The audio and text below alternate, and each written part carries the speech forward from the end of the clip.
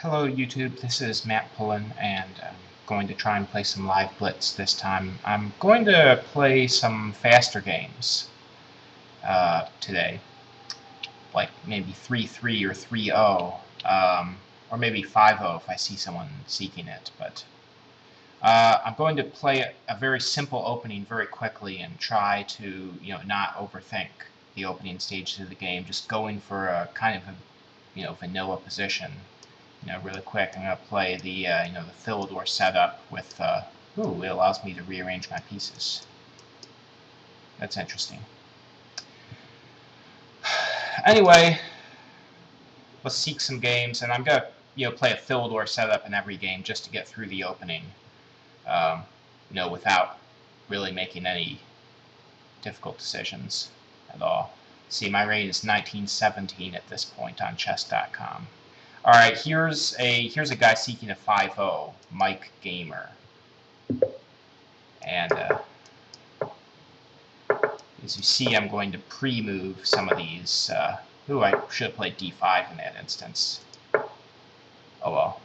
See, that was a situation where I should not have pre-moved, but I did anyway. Anyway, I want to get the e5 break in, and seems if he wants to trade queens, that's fine, because he is an isolated e-pawn, so that is a potential advantage for me. All right, king c7, he plays bishop f4, perhaps. So maybe that's not good. Maybe knight e7 here, just to not, because f6, then maybe he takes on e5, because the f pawn is pinned. So he castles here, bishop d7. No, I think I want to play king e8 to unpin the knight on e7.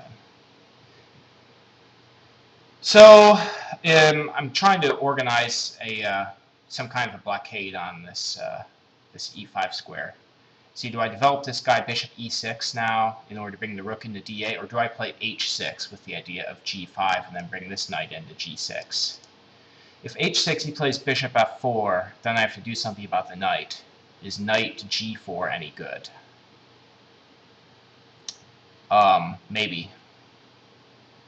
I don't know. Maybe knight g4 here, threatening the fork, and then also bishop h6, draining off bishops. Is that any good?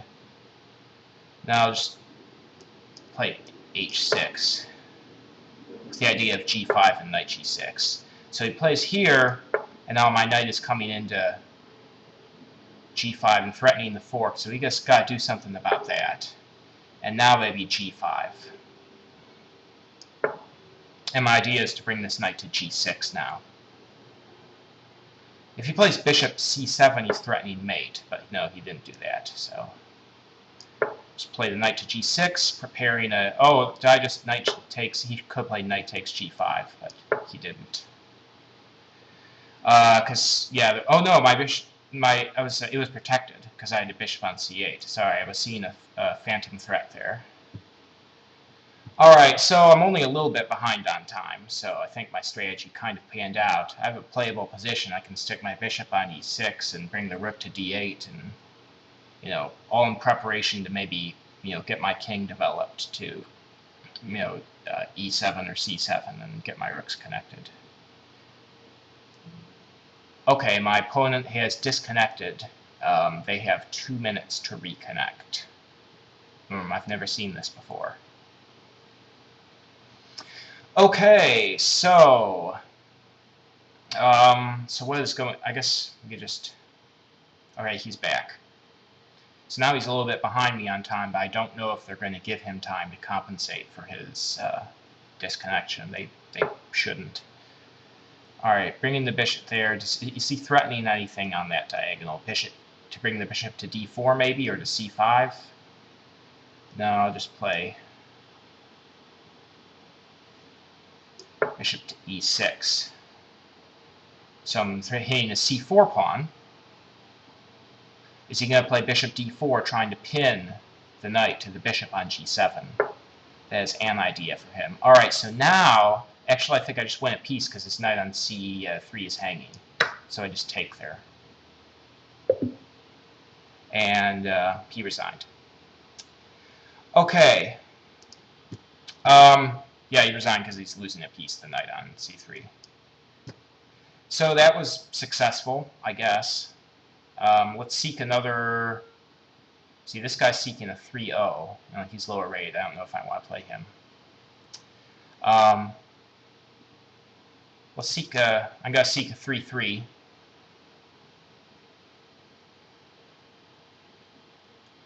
Let's see. Is anyone around me in my rating seeking anything interesting?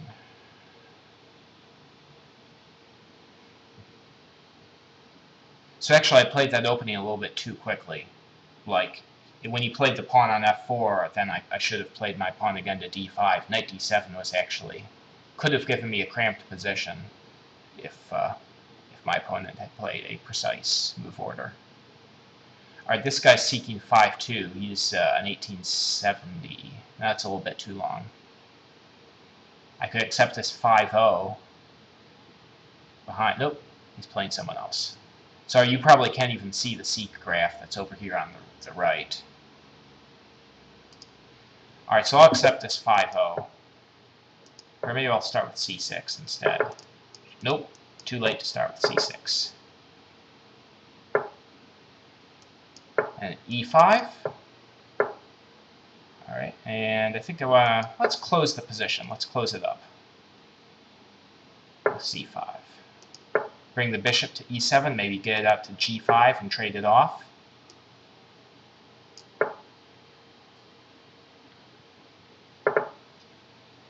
Alright, I don't know. Knight a6 here, maybe to come back to c7 and support the b5 break later. I don't know, what do I want to do with this king knight here? Maybe play knight h6. So here, I mean, I have to take, clearly. And now he's potentially getting a backward e-pawn. So maybe I'll take here. Well, I don't have to take there yet. I can castle first. Of course, now he could have broken the pin with bishop g3, but he didn't. So I'll take here and then maybe f6 to stop him from playing e5. And now he may be coming into b5, so I'll stop that idea with knight c7. And now I want to bring this knight maybe from h6 to f7 and e5. Alright, so I have to respect that. Respect his threat to exchange on c5. So now this knight gets repositioned and comes to e5.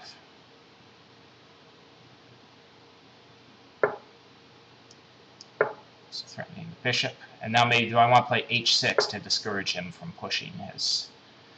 Alright, I could exchange for that bishop if I wanted to, but why? I'll just develop that piece. So maybe I bring my... how do I connect my rooks here? He's going to bring his knight to f5. What? See, if I play g6, I'm weakening my my f-file. But still, what do I do about this knight coming there?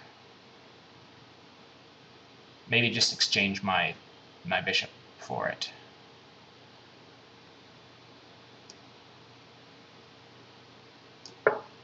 Queen e8, and I'm planning on exchanging for his knight if he comes to f5, so I'll take there.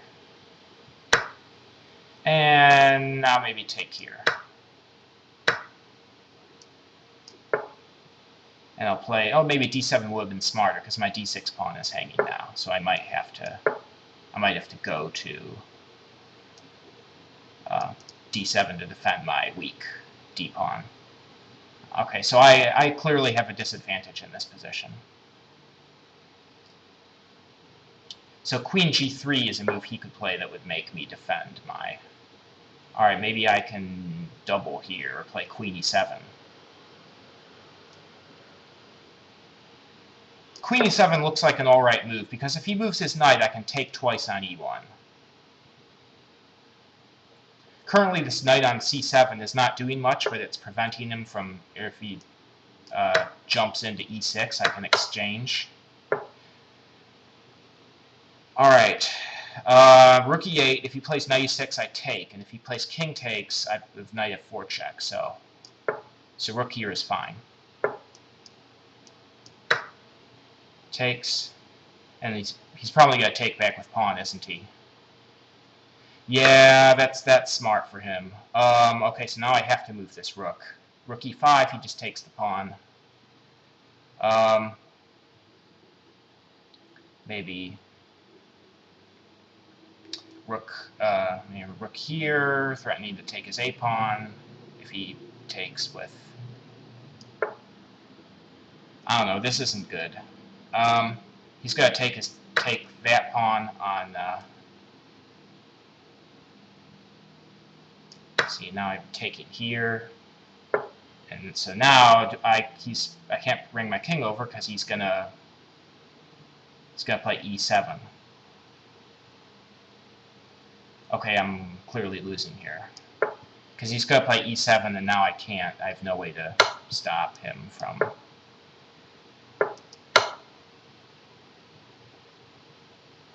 just queening the pawn on e. He's gonna play king f4, and now I can't do anything here. Yep. All right. So that was a game in which I just didn't play very well. I mean, I saw that I had a tactic which rescued me from the knight e6, disconnection, but I just ended up with a losing position because of this passed pawn. So just bad judgment, really. Try and play another.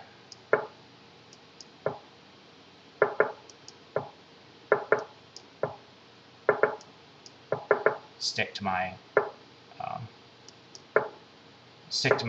concept of getting the opening moves out pretty quickly. And take here.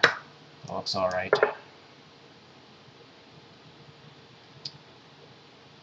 All right. What do I want to do here? Just got to bring his queen over to g6, where it doesn't really do anything that important. Should I play a4 or a3 in order to play b4? Maybe the rook is coming to c8, which makes b4 unappetizing. All right, so maybe I want to play a3 in order to play c4 then. All right, so here I think I want to play b4, get some action on the queen side. So is he going to play c4, trying to undermine my support of e4?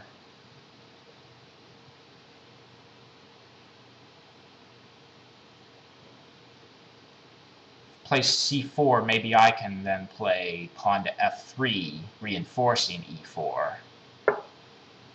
Alright, he did not do that. He played d4. And now I can play queen a2, making him defend the e6 pawn.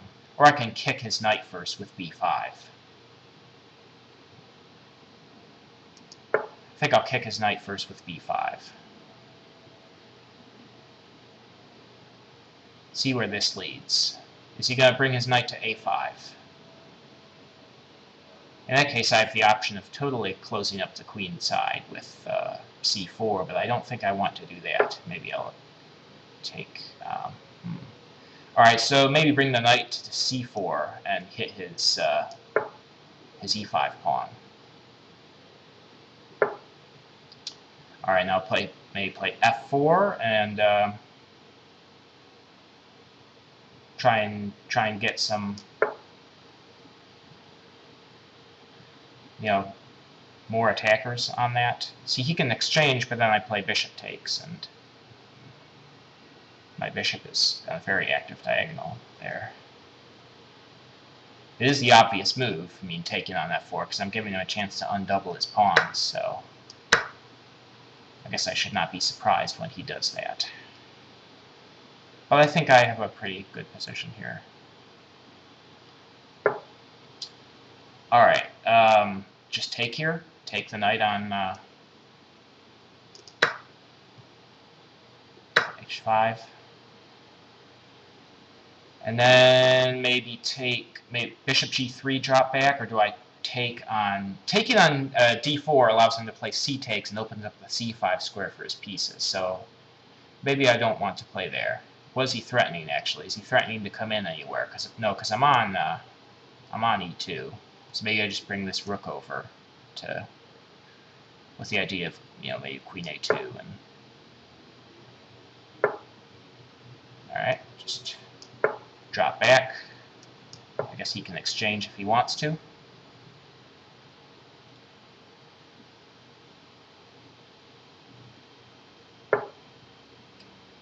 Alright, and now, let's see.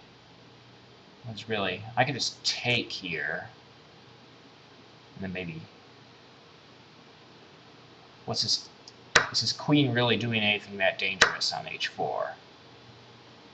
See, I can take on d4 and then knight d6 with, you know, with the idea of maybe bringing the knight into to f5, or maybe queen c7 in some instances. I don't feel any real danger around my king currently. Maybe there's a danger to my d3 pawn, which is backwards. Alright, rook f6, possibly preparing to double. I can play knight f5 if I want to. I can play rook takes, then probably knight takes. I think I'll play knight f5. And when he moves his queen, I can play queen c7. Because I don't think, yeah, queen check doesn't do anything here in particular, so...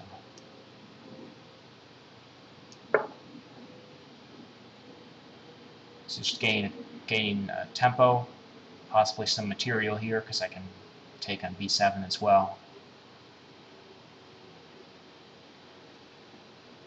And I feel that my king is fairly secure. I mean, you can play rook g6, threatening mate, but then I can just play rook f2.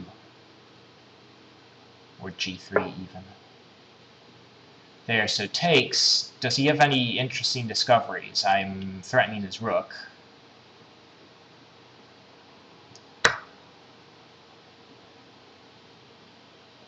Play rook b8, I can just take another pawn. Or play queen d5, which pins his rook on f7. Alright, so here, alright, so he's guarding this rook, so I can't play queen d5. Can't check on e7. I guess I just have to play queen to...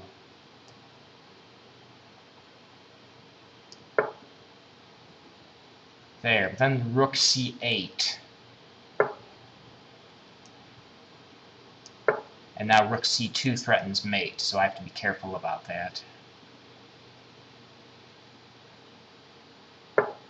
Alright, queen e8 check. He's got a block with rook, then knight e7 check. And then he's got take it, I think. Looks good.